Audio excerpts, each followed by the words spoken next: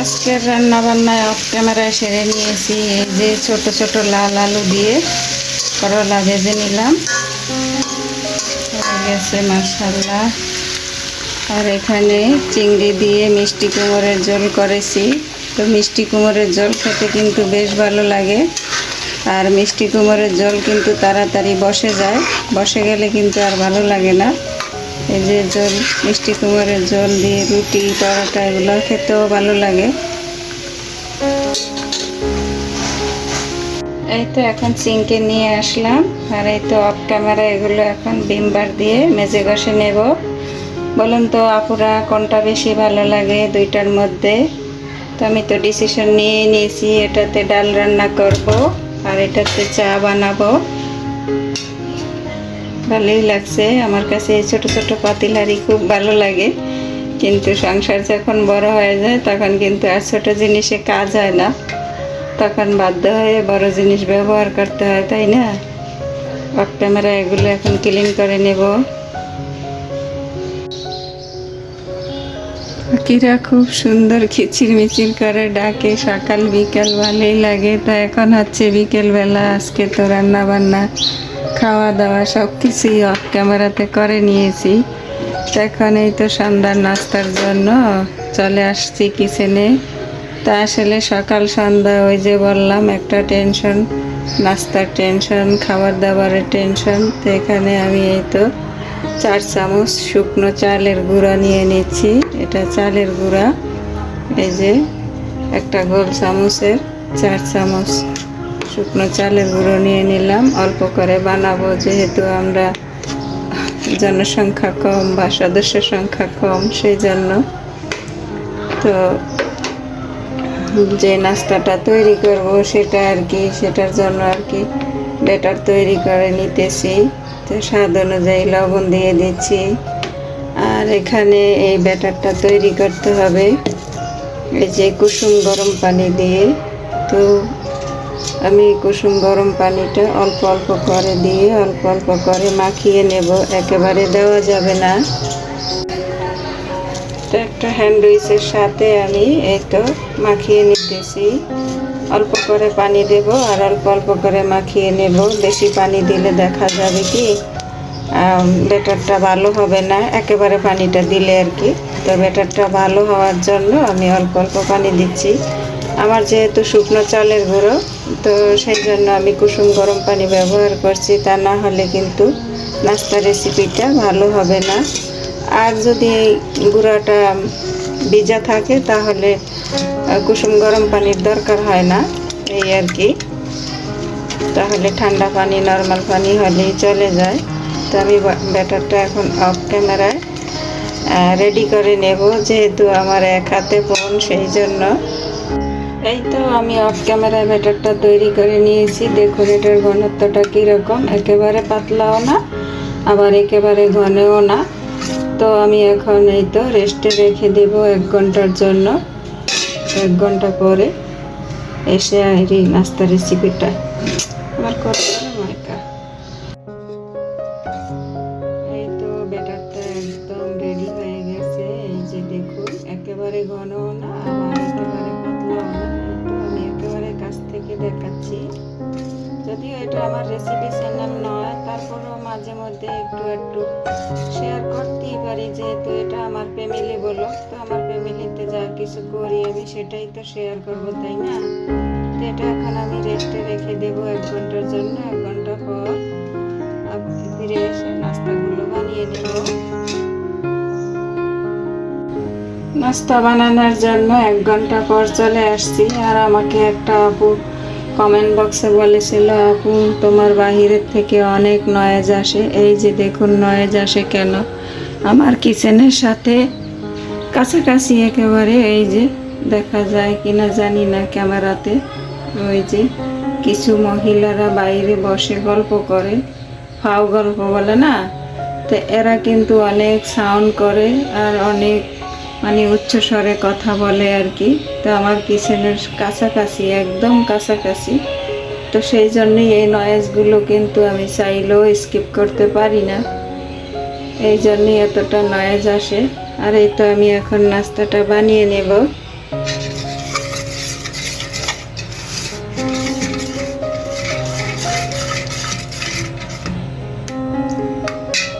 চুলায় একটা fry pan বসিয়ে দিয়েছি, চুলাটা অন করে দিচ্ছি। তো আমি তো সরাসরি ভয়েস দেই, আমার পুরনো আপুরা দিদিমণিরা তো জানে, হয়তো নতুন আপুরা জানে না, যার জন্য কিন্তু আমি এই যে বাইরের নয়েজগুলো চাইলেও স্কিপ করতে পারি না। তো এই যে দেখতে পেয়েছেন আমি কিন্তু একটা টিস্যুর সাহায্যে ফ্রাই প্যানটা মুছে নিয়েছি। তো ফ্রাই প্যানটা গরম হয়ে গেছে, আর এই যে এতক্ষণে হয়তো আমার আপুরা বুঝে গেছে আমি কি নাস্তা রেসিপি তৈরি করব। তো আমি আজকে সিটা রুটি বানাবো। তো কেউ সিটা রুটি বলে, কেউ সিট রুটি বলে, যে যেটা বলে আর কি। তো এটা হাতের সাহায্যে এভাবে ছিটিয়ে ছিটিয়ে দিতে হয়, আর চুলার আঁচটা কিন্তু একেবারে লো আছে, তা না হলে পুড়ে যাবে। তো আজকে সন্ধ্যার নাস্তা একেবারে সহজভাবে তৈরি করে নিচ্ছি। সবসময় কিন্তু ঝামেলা ভালো লাগে না, তো আজকে ঝামেলা ছাড়াই তৈরি করছি। আর ঘুরিয়ে ফিরিয়ে তৈরি করতে হয়, তা না হলে কিন্তু একঘেয়েমি খাবারও বেশিক্ষণ ভালো লাগে না আর কি। তো এই তো দিয়ে দিলাম।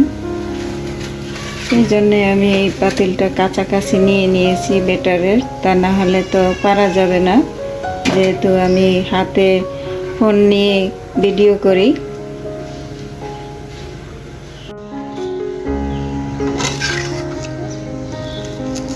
এই তো এভাবে দুইটা ভাঁজ দিয়ে তুলে নেব। তো এই পিঠাগুলো কিন্তু ভর্তা বা মাংসের ঝোল এই ধরনের খাবার দিয়ে খেতে ভালো লাগে। আমার কাছে বেশি ভালো লাগে দুধ চা দিয়ে, জানি না আমার দুধ চা পছন্দ তাই বলে নাকি। তো আমি আজকেও কিন্তু দুধ চা দিয়ে এই খাবারটা খাবো, এই নাস্তাটা করব আর কি। তো এইভাবে আমি সবগুলো পিঠা বানিয়ে নেব। তো এটা কিন্তু আমার সব আপুরাই পারে।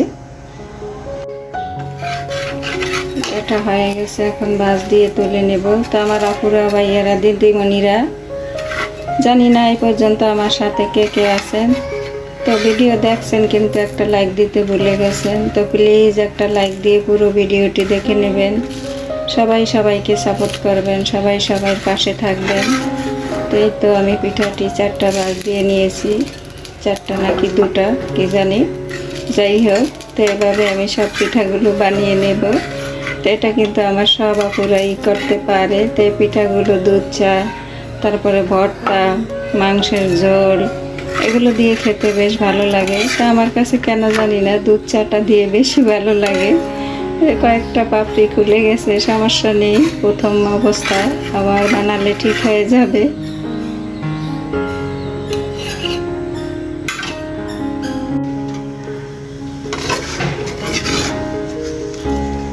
এই তো বলেছিলাম না, কয়েকবার দিলে হয়ে যাবে। এটা হচ্ছে দ্বিতীয় পিঠা, এটা সুন্দর মতো হয়ে গেছে, এটা একটু নড়চড় হয় না। এইভাবে আমি সব পিঠাগুলো বানিয়ে নেব। এখন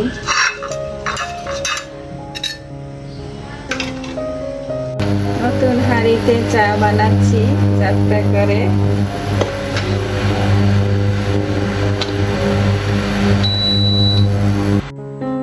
পিঠাগুলো বানিয়ে মাগরিবের নামাজটা আদায় করে তারপরে তো একেবারে চা রেডি করে চলে আসলাম। এখন মেয়েদেরকে নিয়ে তো চা খেয়ে নেব।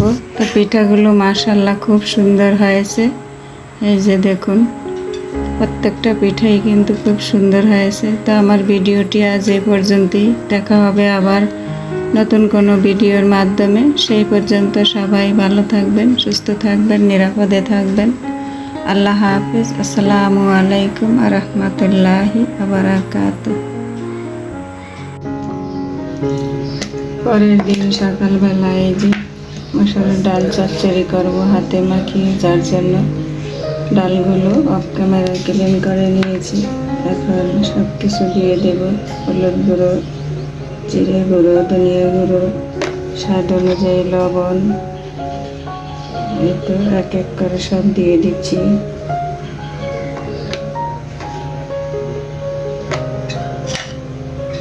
পেঁয়াজ, রসুন, কাঁচামরিচ,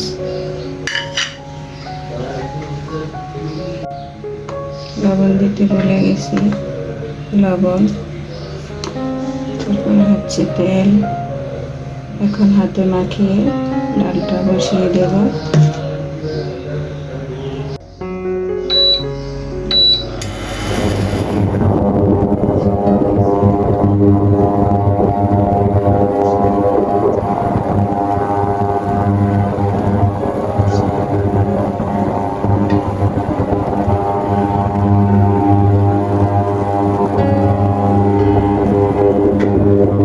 এদিকে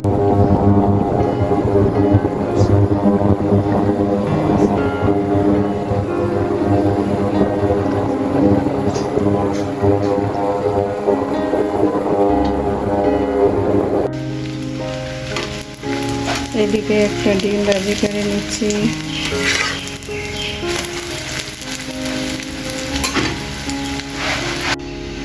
ডাল চচ্চড়ি হয়ে গেছে, অফ ক্যামেরায় ধনিয়া পাতা দিয়েছি, এখন নামিয়ে নেব। এদিকে রুটি সেঁকে নিতেছি।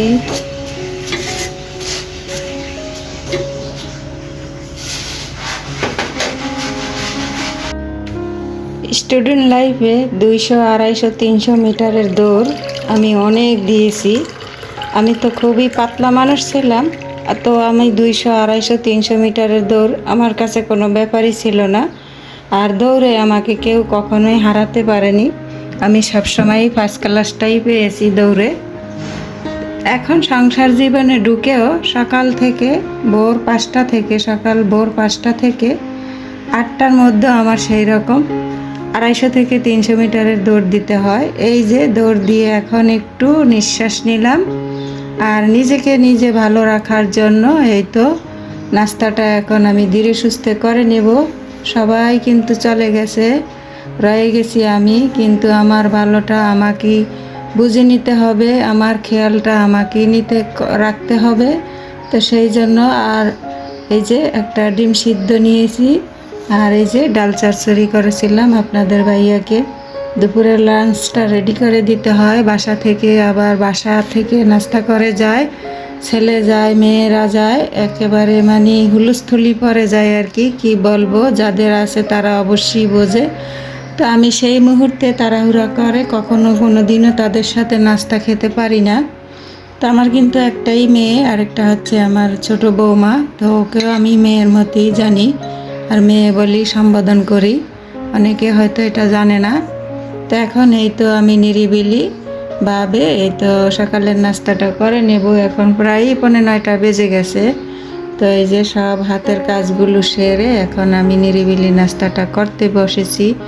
কারণ নিজের খেয়ালটা নিজেকেই রাখতে হবে। নিজে যখন অসুস্থ হয়ে পড়ব তখন কিন্তু কেউই দেখবে না, দেখার মতো সুযোগই তারা পাবে না। এখনকার বর্তমান যে যুগ, সবাই এত ব্যস্ততা থাকে যে জিজ্ঞেস করারও টাইম পায় না যে তুমি খেয়েছো কি খাওনি। এইরকম একটা পরিস্থিতি বর্তমান যুগে। তো আমি খাবার আগে সবসময় একটু পানি খেয়ে নেই। তাই অফ ক্যামেরায় আমি নাস্তাটা করে আর ফিরে আসছি। নাস্তা করা শেষ। নাস্তা করতে করতে এর মধ্যে বাজার চলে এসেছে। এগুলো হচ্ছে তেজপাতা আছে অল্প, সেই জন্য আবারও কিছুটা আনা হইলো। আর আনা হয়েছে কি দেখতেছি, লতি। মাশাআল্লাহ, লতিগুলো একদম টাটকা, খুবই সুন্দর। এবারে হচ্ছে ধনিয়া পাতাগুলো দেশি আছে, সুন্দর একটা গ্রান আছে, দেশি ধনিয়া পাতা। আর আনা হয়েছে কি দেখতেছি, এখানে মাছ আনা হয়েছে। এখানে দেখা যাচ্ছে পাবদা মাছ আর হচ্ছে চিংড়ি মাছ মনে হয়। এই যে পাবদা আর চিংড়ি। আর এখানে আনা হয়েছে টমেটো আর হচ্ছে কাঁচা আম। মাশাআল্লাহ, আমগুলো একেবারে টাটকা দেখা যাচ্ছে। আমের কেজি কিন্তু 40 টাকা করে চলছে। মাছ কিন্তু খুলি নেই, কারণ তা না হলে আবার হাতে লেগে যাবে। আমগুলো একদম ফ্রেশ, টমেটোগুলো ফ্রেশ বলি। আর এই যে 7 কেজি আলু মাত্র 100 টাকা। কত ভালো, তাই না? তারপরও বাংলাদেশের মানুষের শুকরিয়া নাই, বলে কি এটার দাম ওটার দাম। আসলে পিছনের কথা একবারও চিন্তা করে না, পিছনে যে আরো কত খারাপ সময় ছিল সেটা তারা একবারও ভাবে না। খালি বলে দাম আর দাম। এদেরকে মাগনা দিয়ে দিলে মনে হয় ভালো হতো, তাই না? আলুগুলো একদম ফ্রেশ। এই তো এটা একটু দাগ করছে মনে হয়। আর এই দিকটা একটু দাগ আছে, তা না হলে আলুগুলো একদম ফ্রেশ। তো দু একটা তো পচা দশা থাকবি, এটাই তো ব্যবসায়ীদের ব্যবসা, তাই না? এখন অফ ক্যামেরা সব কিছু কাটাকাটি করে নিব, গুছিয়ে নেব, এত ক্যামেরা বন্দি আর করা যায় না। তা আমার আপুরা ভাইয়ারা আবারও স্মরণ করে দিচ্ছি, প্লিজ একটা লাইক দিয়ে পুরো ভিডিওটা দেখে নেবেন। সবাই সবাই পাশে থাকবেন, সবাই সবাইকে সাপোর্ট করবেন। এগুলো কাটে কুটে ফিরে আসছি। মাছগুলো অফ ক্যামেরায় ভেজে নিয়েছি, পেঁয়াজ রসুন কেটে নিয়েছি, কাঁচামরিচ নিয়েছি, টমেটো। এখন এই তো মাছগুলো ভুনা করে নেব। আজকে এই দুপুরে আর কি আর লতিটা রান্না করব না। সকালবেলার ডাল ভুনা আছে, গতকালকের মিষ্টি কুমড় ভাজি, তো অনেক সবজি রয়ে গেছে, তো সেগুলো দিয়েই আজকে আমাদের চলে যাবে। শুধু মাছটাই এখন ভুনা করে নেব, শুধু পেঁয়াজ আর টমেটো দিয়ে। অন্ধকার হয়ে গেছে, বৃষ্টি আসবে মনে হয়। এই তো পেঁয়াজ রসুন ভুনা করে মশলাপাতি সব কিছু দিয়ে ভালো করে কষিয়ে নিয়েছি মশলাটাকে। এখন এই তো জলের পানি দিয়ে দেব, আর জলের পানিটা বলক আসলে মাছগুলো দিয়ে দেব। অফ ক্যামেরায় মাছগুলো দিয়ে দিয়েছি, আর মাছগুলো খুব সুন্দরভাবে বলক এসে গেছে। এখন এই তো টমেটোগুলো উপর থেকে দিয়ে দেব। টমেটোগুলো তো পাকা, সেই জন্য আগে কষানোর সাথে দেইনি। যদি একটু কাঁচা হতো তাহলে কষিয়ে নিতাম মশলার সাথে, কিন্তু পাকা টমেটো, সেই জন্য হয়তো উপর থেকে দিয়ে দিচ্ছি, তা না হলে কিন্তু গলে যাবে। তো এই তো টমেটোগুলো দিয়ে আমি একটা ঢাকনা লাগিয়ে দেব। এখন অল্প সময় রান্না করলেই হয়ে যাবে। অবশেষে রান্নাটা হয়ে গেল। এই তো সব শেষে ধনিয়া পাতা দিয়ে দিচ্ছি।